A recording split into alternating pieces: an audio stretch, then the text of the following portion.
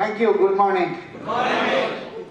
रचित जी ने जो पॉइंट्स बताए हैं सीएनटी को आज हम कंप्लीट कर रहे हैं, तो उसके बारे में एक छोटा सा पॉइंट मैं ऐड करना चाहता हूँ।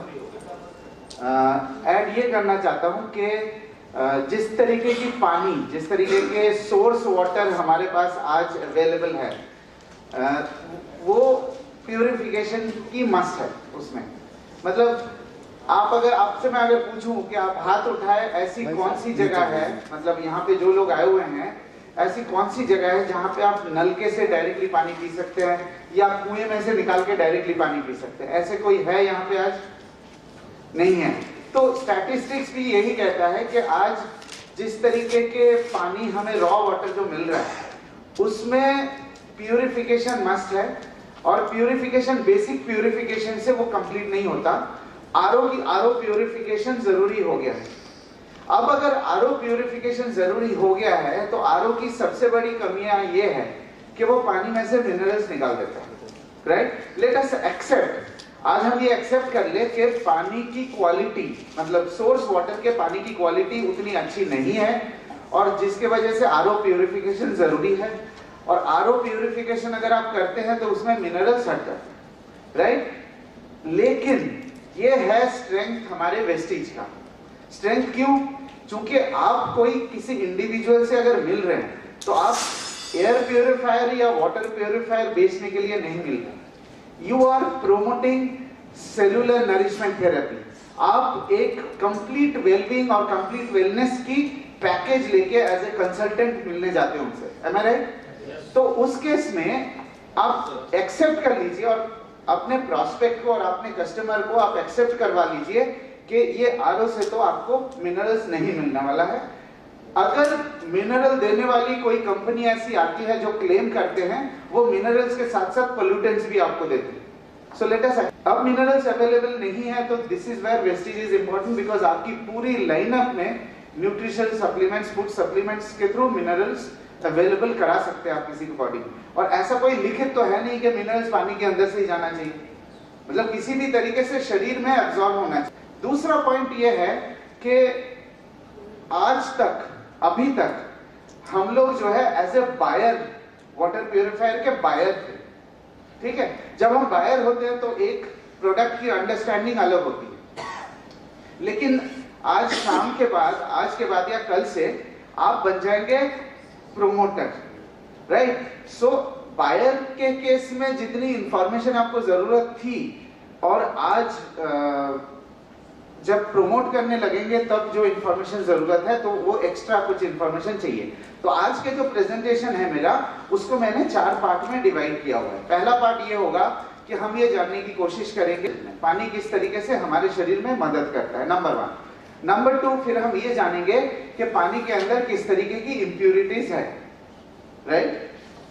तीसरा, हम ये जानेंगे कि कंपटीशन उन इम्प्यूरिटीज को किस तरीके से निकालता है, क्या टेक्नोलॉजी यूज करता है, और उसकी क्या कमी है और या क्या पॉजिटिव चीजें हैं, ठीक है?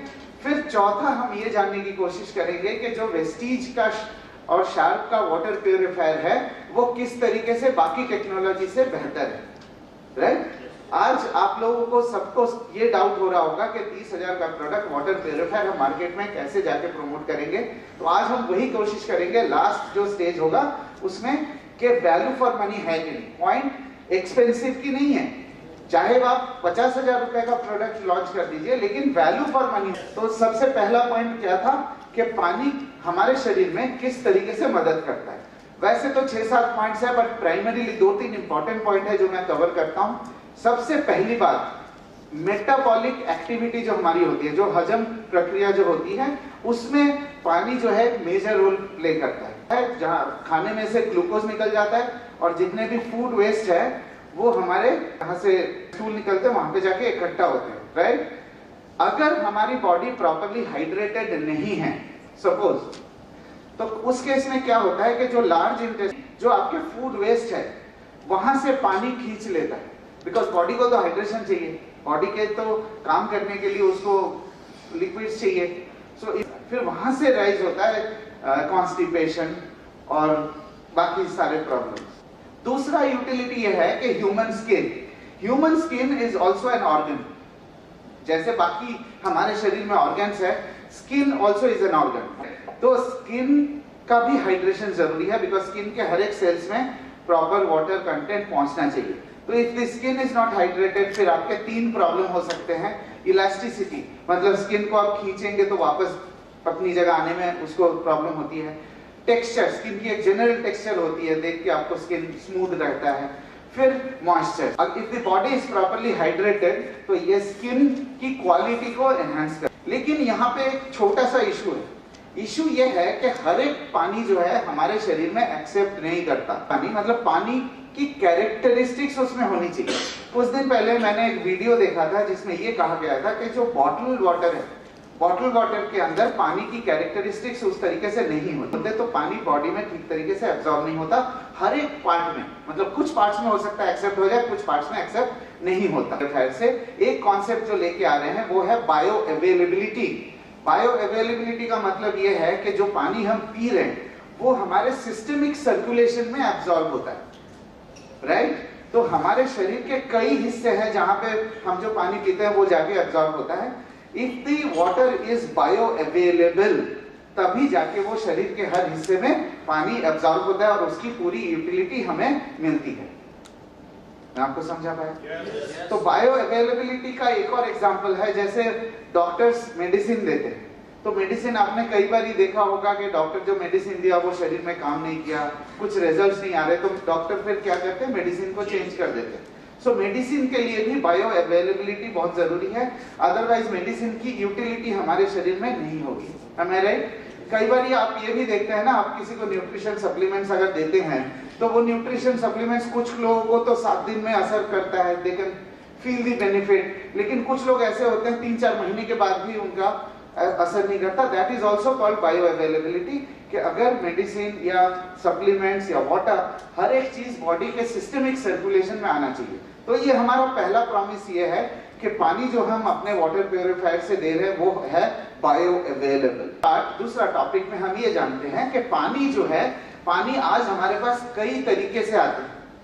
क्या क्या तरीका आप बता पाएंगे? एक है ग्राउंड वाटर, एक है हमारे म्यूनिसिपल वाटर, दूसरा है कई लोगों के कुएं होते हैं, कुएं से पंप करके पानी इस्तेमाल करते हैं, कई लोग बोरवेल अपना लगा के पानी उसको यूटिलाइज करते हैं, है कि नहीं? yes. इसके अलावा और कोई सोर्स तो नहीं है? नहीं।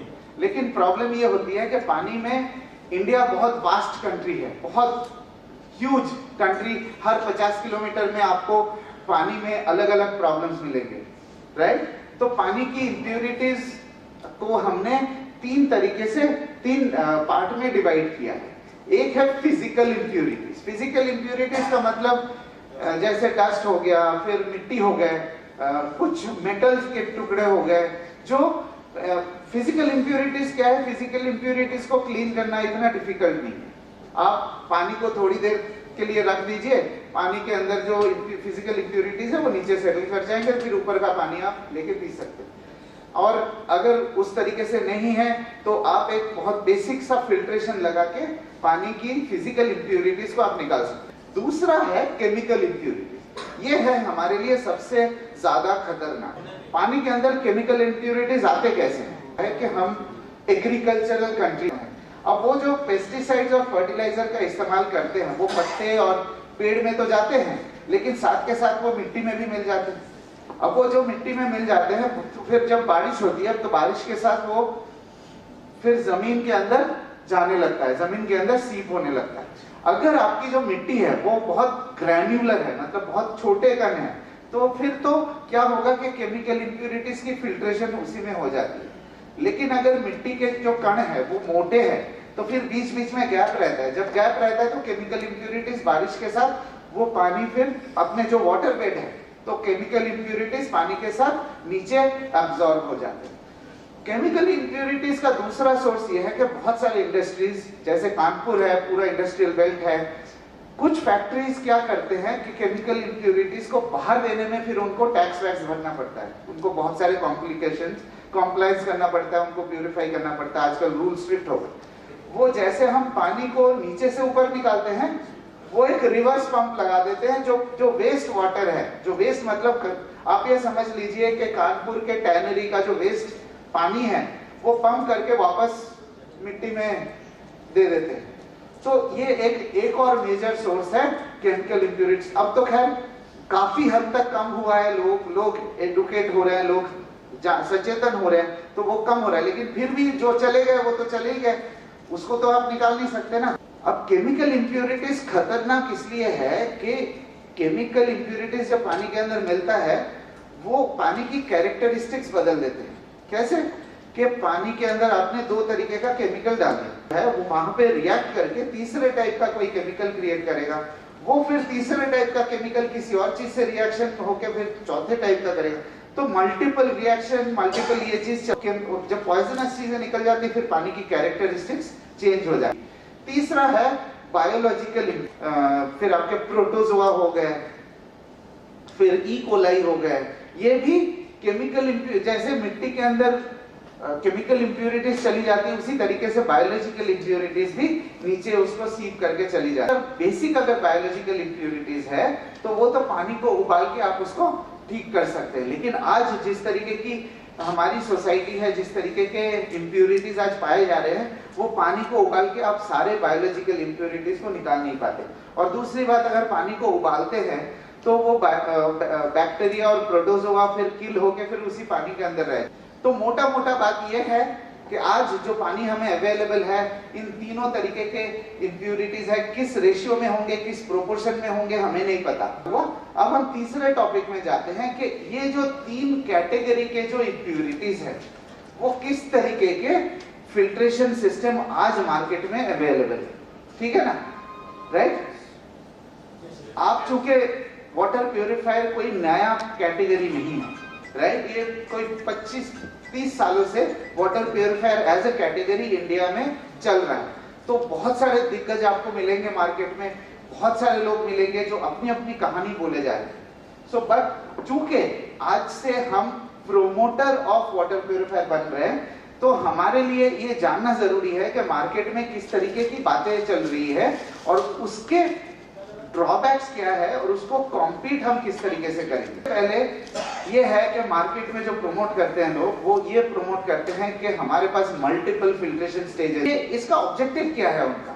जब ये कहते हैं वो अपने प्रोडक्ट को और ज्यादा वैल्यू फॉर मनी देना चाहते हैं। मतलब ये सोचते हैं कि मैंने फिल्ट्रेशन के स्टेजेस बढ़ा दिए तो आप कस्टमर से ज्यादा पैसा ले सकता हूँ। दूसरी बात यह है कि जितने ज्यादा फिल्टर्स होंगे उतने ही आपके रनिंग कॉस्ट बढ़ेंगे। मतलब हर 3 महीने में वो बोलेगा अगर 4 फिल्टर होते आपके तो एक तरीके का कॉस्ट होता, अगर फिर 7 फिल्टर होंगे तो आपके कॉस्ट ऑब्वियसली बढ़ जाएंगे, उसकी रिप्लेसमेंट की फ्रीक्वेंसी बढ़ जाएगी, आपके ओवरऑल रनिंग कॉस्ट बढ़ जाएंगे, राइट? तो जरूरी नहीं है कि जितने ज्यादा फिल्ट्रेशन के स्टेजेस हैं उतने ही बेहतर आपके प्यूरिफायर होंगे।